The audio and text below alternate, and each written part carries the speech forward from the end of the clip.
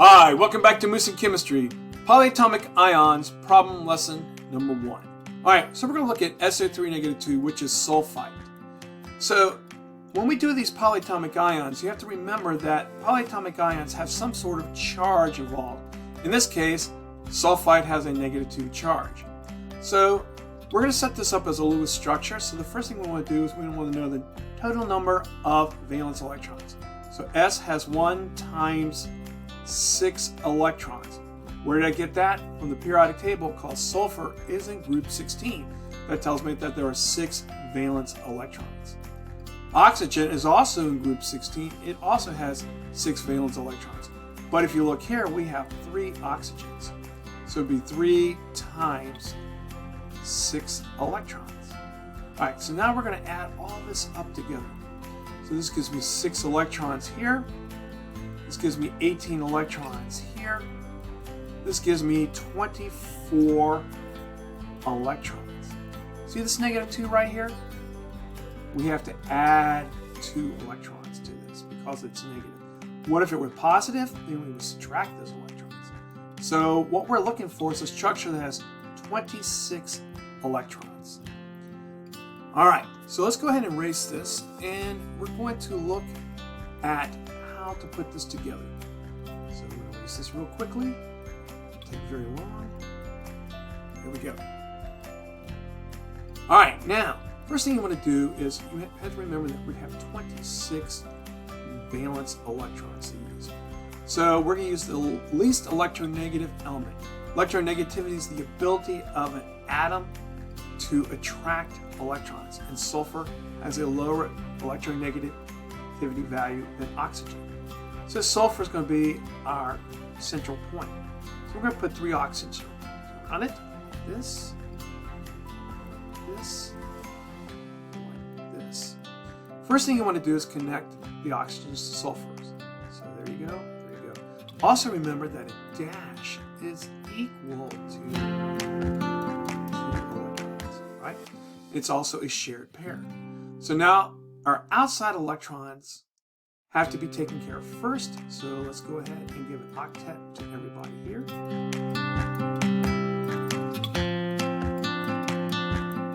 Just like this.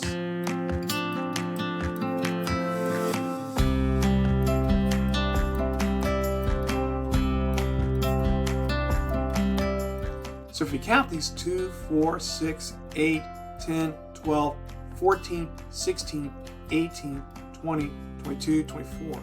Wait a minute. We need 26, so we can add 2 electrons here.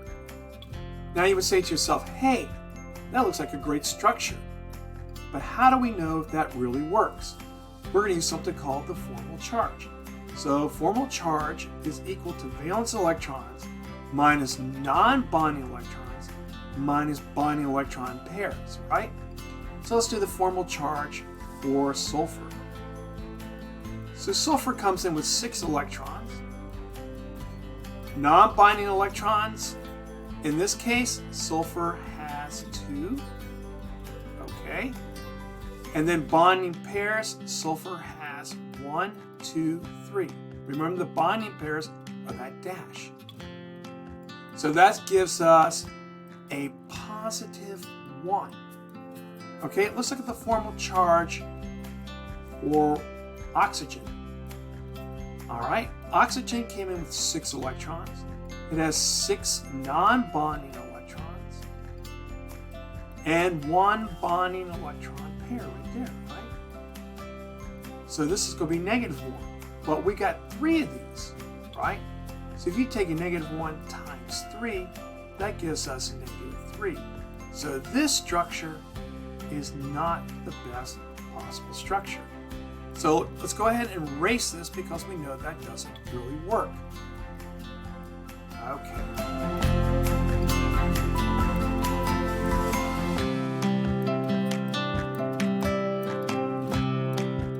Now let's go ahead and draw it again. We have our sulfur in the center. And let's put our oxygens around it.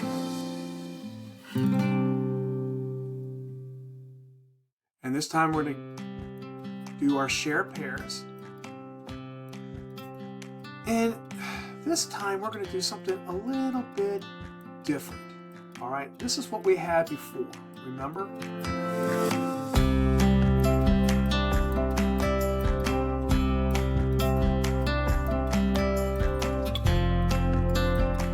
This is what we had before. We called that wrong.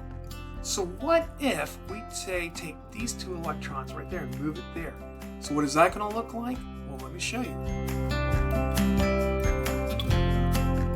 Draw this. There we go.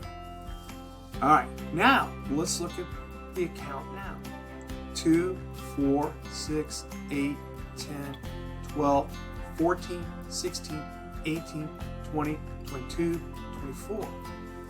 Well, that's still not going to work either, or is it? Let's think about this for a second. Let's count them again. 2, 4, 6, 8, 10, 12, 14, 16, 18, 20, 22, 24, 26. It does work. So counting is very, very important. Remember that a dash is equal to 2 dots. So now we have 26 electrons here. Let's try this again.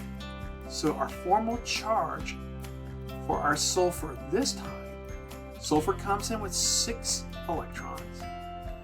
Non-bonding electrons, it's got 2. And we've got 2, 4, 6, 8 electrons, which divided by 2 is 4 bonding pairs. Oh look, we got our core to 0. But wait a minute, we violated the octet rule.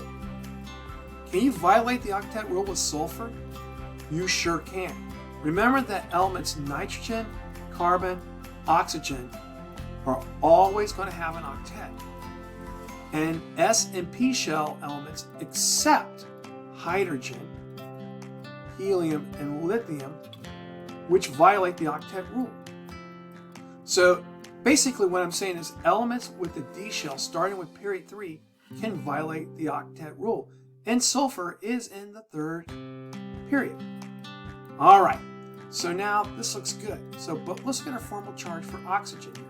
So we're going to do the one with the double bond there. So oxygen came in with 6 valence electrons. It has 4 non-bonding electrons, which are these guys right here. See that? Pretty simple. Minus 2 bonding pair. Ooh. Look, that's 0. That looks good. Okay. So now we're going to fix this here, fix this here, fix that there. Okay, well, let's look at the next thing. So let's look at the formal charge of one of these other oxygens. We'll call this O1 to differentiate. Let's look at this one here, for example. So oxygen comes in with 6 valence electrons. It's got 2, 4, 6 non-bonding electrons and 1 bonding pair. Right? So this gives us a -1 charge, and we have 2 of those. This one's just like that, right?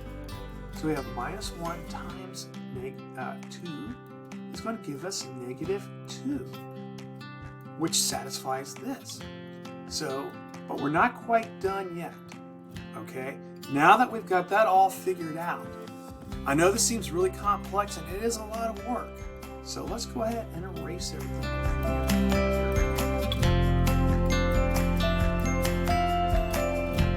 There's one other thing you have to think about. And I know your brains are probably going, oh no, not another thing, but yes. All right, so look, let's look here. So we had S.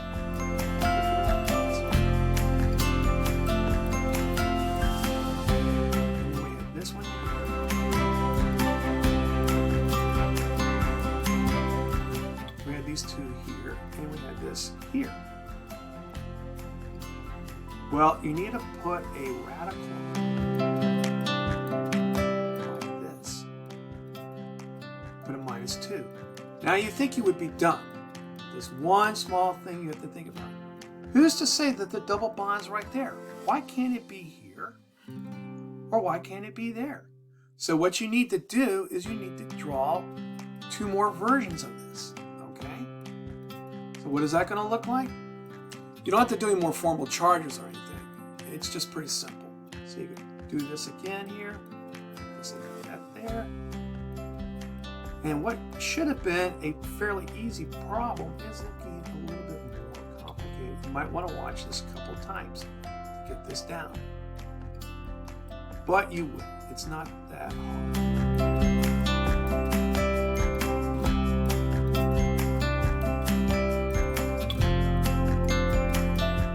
And we'll put a -2 there. And then the other possibility is going to be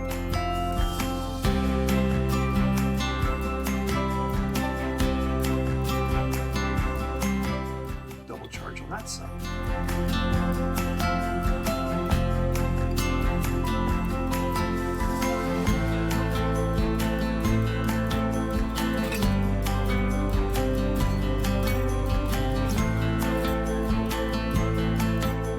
That's it.